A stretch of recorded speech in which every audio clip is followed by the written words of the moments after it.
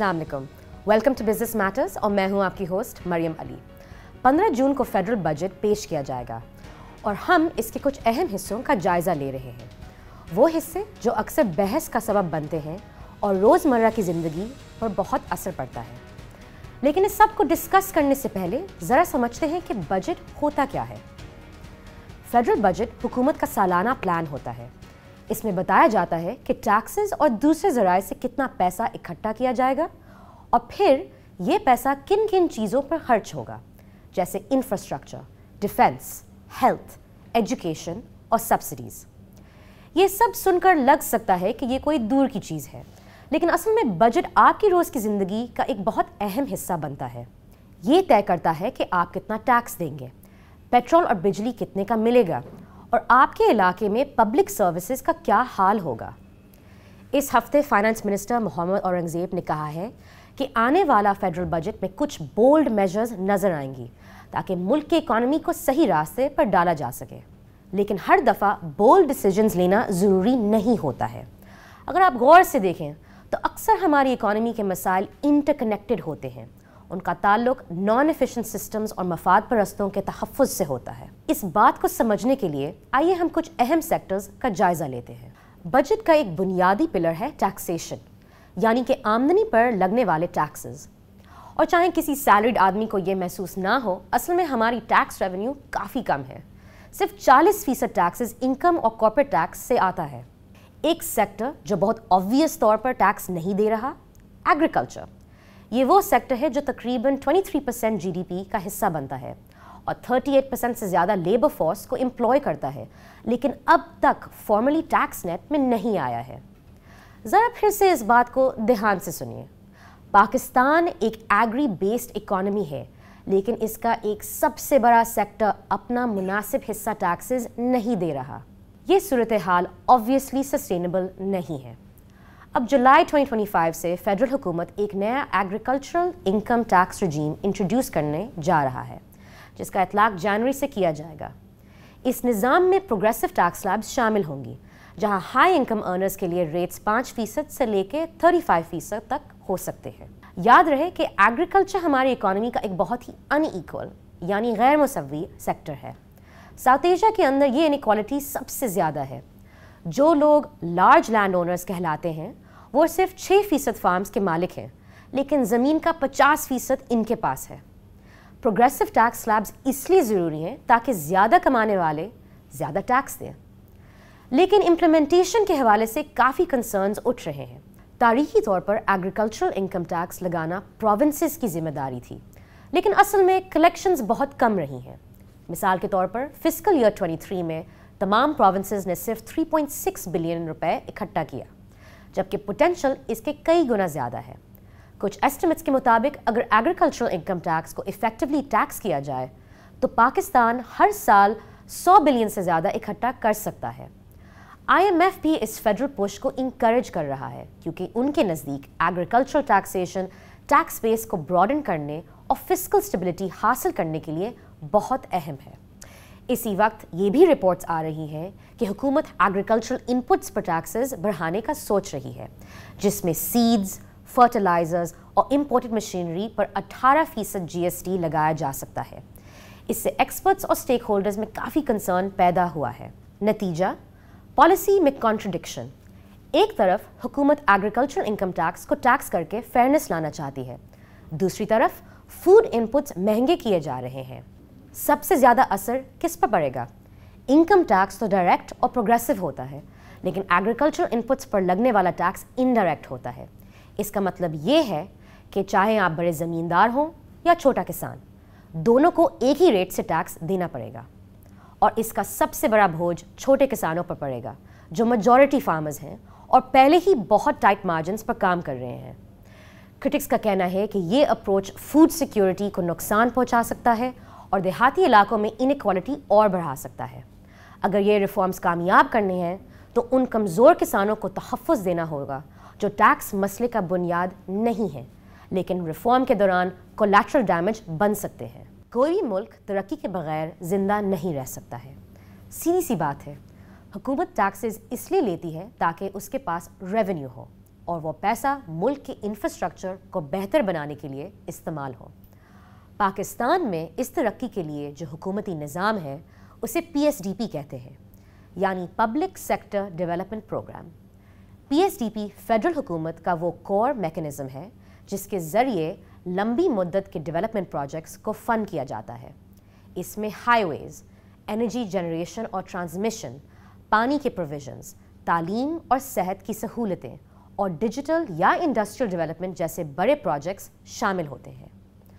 PSDP کا مقصد یہ ہوتا ہے کہ قومی ترقی کے آبجیکٹیوز کو ایسے ریئل پروجیکٹس میں بدلا جائے جو اکانومی کو گرو کریں اور عوام کے لیے پبلک سروسز بہتر بنائیں۔ لیکن اس سال حکومت نے یہ کہا ہے کہ وہ PSDP کا پیسہ روک رہی ہے تاکہ ریونیو کی کمی کو کور کیا جا سکے۔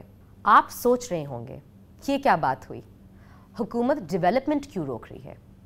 اصل بات یہ ہے کہ PSDP وہ نہیں ہے جو آپ سمجھتے ہیں۔ پچھلے 10 سالوں میں PSDP کا حال کچھ یوں ہے۔ ہر سال حکومت نئے PSDP پروجیکٹس اپروو کرتی ہے۔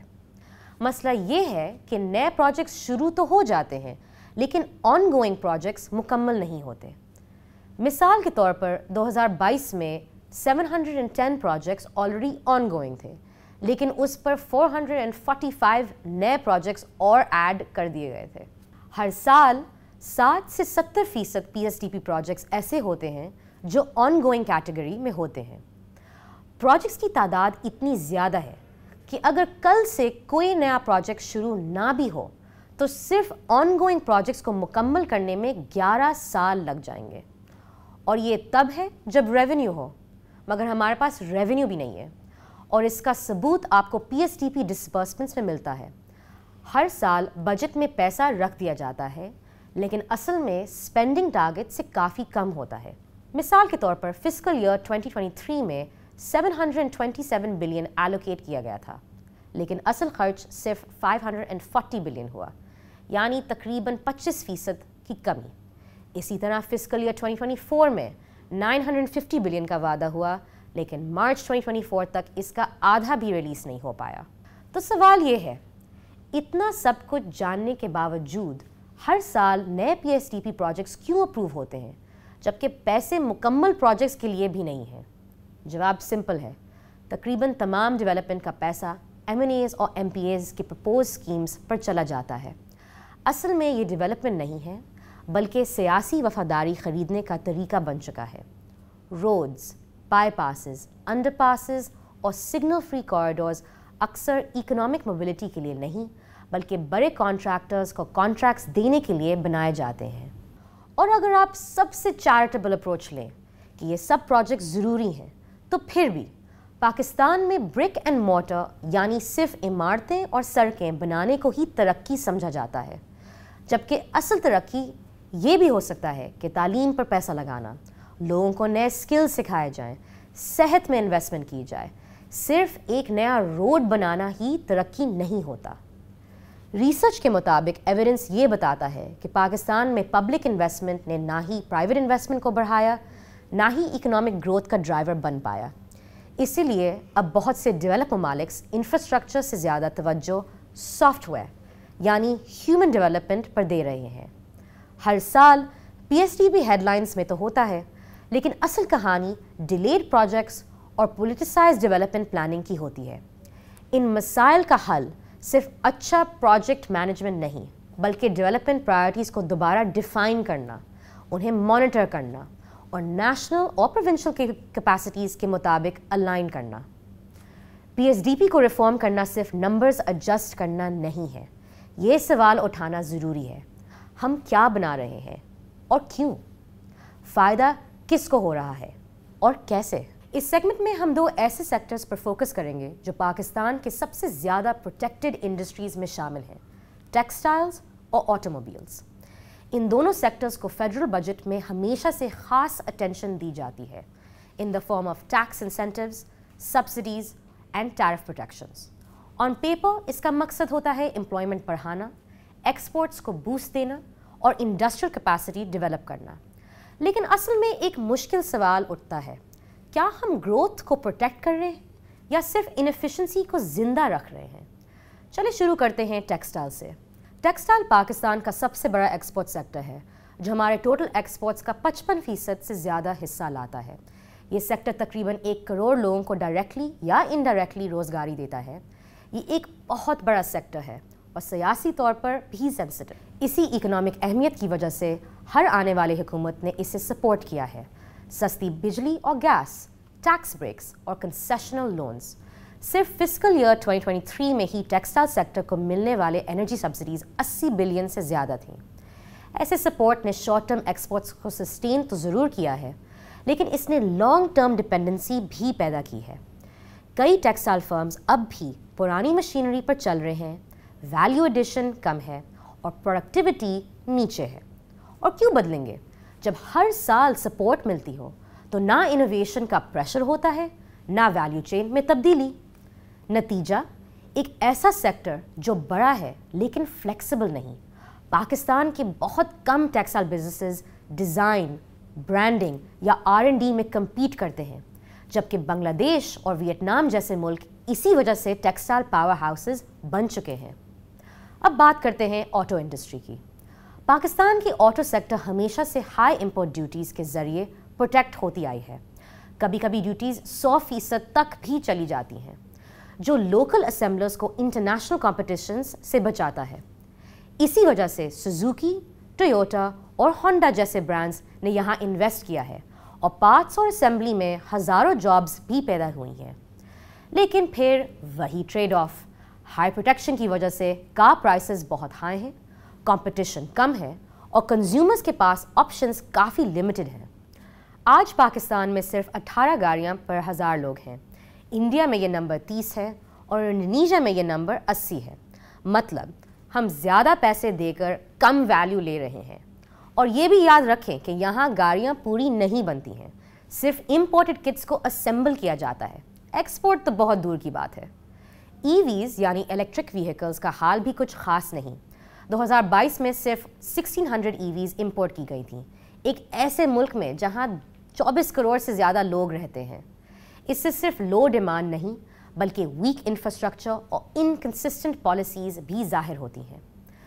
टेक्सटाइल और ऑटो सेक्टर्स दोनों एक गहरी प्रॉब्लम को रिफ्लेक्ट करते हैं, जिसे इकोनॉमिस्ट कहते हैं इन्फेंट इंडस्ट्री प्रॉब्लम। थ्योरी ये है कि नए इंडस्ट्रीज़ को पहले प्रोटेक्शन मिलनी चाहिए ताकि वो डेवलप हो सकें और फिर ग्लोबल लेवल पर कम्पीट कर सकें। लेकिन पाकिस्तान का मसला ये है कि हमारी इंडस्ट्रीज़ कभी बड़ी हुई ही नहीं, ना इसलिए कि वो कम्पीट नहीं कर सकी, बल्कि इसलिए कि उन्हें कभी करना ही नहीं पड़ा। इससे 2 कंक्लूजन्स वाज़े होते हैं। एक, कि ये सब कुछ जानबूझकर हो रहा है ताकि कुछ सिलेक्टेड फर्म्स और फैमिलीज़ इस सिस्टम का फ़ायदा उठाएं। दूसरा, कि ये एक फ्लॉड इंडस्ट्रियल विजन का नतीजा है, जहां हुकूमत मैन्युफैक्चरिंग को प्रमोट तो करना चाहती है, लेकिन पॉलिसीज़ गलत लगा देती हैं। तो फिर हम किस मोड़ पर खड़े हुए हैं? एक तरफ मैन्युफैक्चरिंग सेक्टर्स बहुत इंपॉर्टेंट हैं, ये मिलियंस को रोज़गार देते हैं, एक्सपोर्ट्स और GDP में एक अहम हिस्सा लेते हैं, इसलिए हुकूमत उन्हें डिस्टर्ब करने से डरता है। लेकिन दूसरी तरफ प्रोटेक्शन के बगैर परफॉर्मेंस का जो कॉस्ट है वो बढ़ता जा रहा है। कंज्यूमर्स हाई प्राइसेस दे रहे हैं और एक्सपोर्ट्स का ग्रोथ रुक गया है। इस दफ़ा बजट का सवाल ये नहीं है कि इंडस्ट्रीज़ को कितनी सपोर्ट मिलेगी, सवाल ये है किस तरह की सपोर्ट मिलेगी। अब तक हमने बजट के उन पहलुओं पर बात की है जो काम नहीं कर रहे हैं, लेकिन इस सेगमेंट में हम एक ब्राइट स्पॉट पर फोकस करते हैं, एक ऐसा एक्शन आइटम जो असल में काम करता है। पाकिस्तान के पास पहले से ही एक large scale functional social welfare program मौजूद है, जिसका नाम है बेनज़ीर इनकम सपोर्ट प्रोग्राम और BISP। 2008 में लॉन्च होने वाला ये प्रोग्राम लो इनकम हाउसहोल्ड्स को कैश ट्रांसफर्स देता है और ख़ास तौर पर औरतों को टारगेट करता है। ये पाकिस्तान का सबसे बड़ा सोशल प्रोटेक्शन इनिशिएटिव है और उन चंद पॉलिसीज़ में है जो हुकूमतें की तब्दील होने के बावजूद अब तक कायम है। 2025 तक BISP तकरीबन 90 लाख फैमिलीज़ को सपोर्ट करता है और इसका बजट 470 बिलियन से ज़्यादा है, जो कि फेडरल बजट के लिहाज से भी एक सिग्निफिकेंट नंबर है। इसका आइडिया सिंपल है, डायरेक्ट फाइनेंशियल सपोर्ट उन लोगों तक पहुंचना है जिनको सबसे ज़्यादा ज़रूरत है। हर एलिजिबल फैमिली को हर क्वार्टर में एक कैश ट्रांसफ़र मिलता है जो अब तक 10,500 रुपए का हो चुका है, ताकि वो खुराक, सेहत और तालीम जैसे ज़रूरी खर्चे पूरे कर सकें। BISP में जो सबसे अहम बात है वो ये है कि ये प्रोग्राम औरतों को प्राइमरी रेसिपिएंट्स बनाता है। दुनिया भर की रिसर्च से ये साबित हुआ है कि जब औरतों के हाथ में पैसा होता है तो वो फैमिली वेलफेयर जैसे बच्चों की तालीम और खुराक पर ज़्यादा खर्च करती हैं। प्रोग्राम में एजुकेशन स्टाइपेंड्स भी शामिल हैं, ख़ासतौर पर लड़कियों के स्कूल एनरोलमेंट को इनकरेज करने के लिए। और सबसे इम्पॉर्टेंट ये है कि BISP डेटा ड्रिवन है। ये NSER यानी नेशनल सोशो इकोनॉमिक रजिस्ट्री के ज़रिए आइडेंटिफाई करता है कि किसे सपोर्ट मिलना चाहिए। इसी वजह से फ्रॉड कम होता है और टारगेटिंग ज़्यादा बेहतर होती है।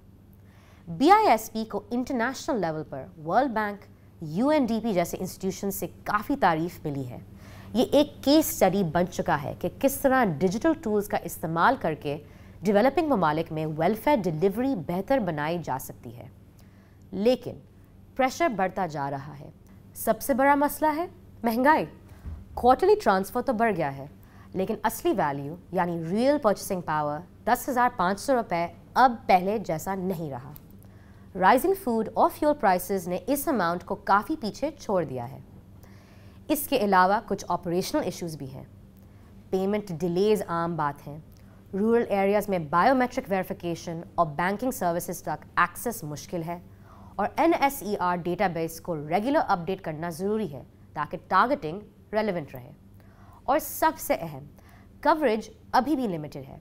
पाकिस्तान के 24 करोड़ की आबादी में 30% लोग पॉवर्टी लाइन के नीचे रहते हैं, यानी तकरीबन 7 करोड़ 20 लाख लोग। 90 लाख फैमिलीज़ को सपोर्ट मिलना इसके मुकाबले में बहुत कम है। यानी BISP एक सक्सेस स्टोरी ज़रूर है, लेकिन अभी भी अपनी फुल पोटेंशियल तक नहीं पहुंचा। क्रॉस पार्टी सपोर्ट और बजट एलोकेशंस बढ़ाने के बावजूद BISP की scale up strategy economic realities के साथ नहीं दे रही है। बांग्लादेश जैसे मुल्क इसी तरह के प्रोग्राम्स के ज़रिए स्कूल अटेंडेंस और हेल्थ आउटकम्स में काफ़ी बेहतरी ला चुके हैं। पाकिस्तान के पास वही इंफ्रास्ट्रक्चर है, लेकिन पॉलिटिकल विल और फोकस्ड इन्वेस्टमेंट की ज़रूरत है। जैसे ही नया फेडरल बजट तैयार हो रहा है, एक सिंपल लेकिन इम्पॉर्टेंट सवाल उठता है, क्या हम उन चीज़ों पे ज़्यादा इन्वेस्ट कर सकते हैं जो ऑलरेडी काम कर रही हैं? बिजनेस मैटर्स के इस एपिसोड में शामिल होने का शुक्रिया। Stay with us as we continue to uncover Pakistan's upcoming federal budget. तब तक के लिए खुदाफिज।